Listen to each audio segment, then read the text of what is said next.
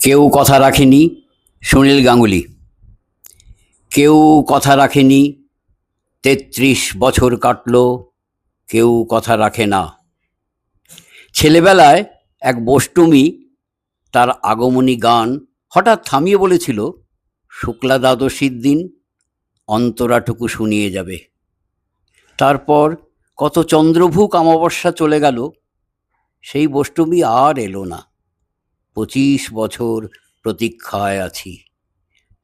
মামাবাড়ির মাঝি নাদের আলী বলেছিল, বড় হও দাদা ঠাকুর, তোমাকে আমি ৩ প্রহরের বিল দেখাতে নিয়ে যাব। সেখানে পদ্মফুলের মাথায় সাপ আর ভ্রমর খেলা করে।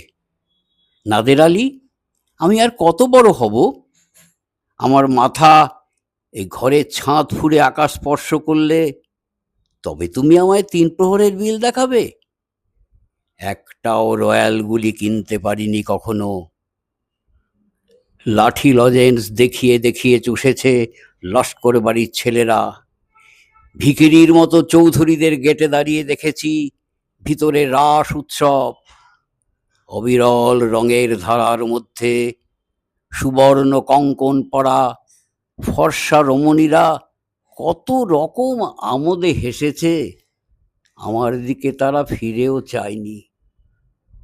বাবা আমার কাঁধ ছুঁয়ে বলেছিলেন, দেখিস একদিন আমরাও। বাবা এখন অন্ধ,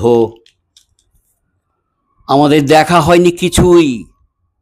সেই রয়্যালগুলি, সেই লাঠি লজেন্স, সেই রাস উৎসব আমায় কেউ ফিরিয়ে দেবে না।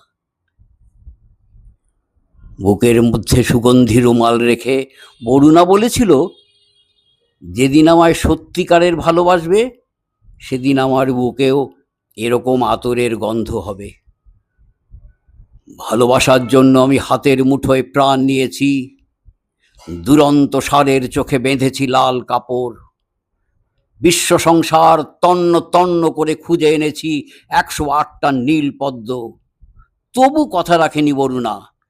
এখনো তার বুকে শুধুই মাংসের গন্ধ। এখনো সে যে কোনো নারী। কেউ কথা রাখেনি, ৩৩ বছর কাটল, কেউ কথা রাখে না।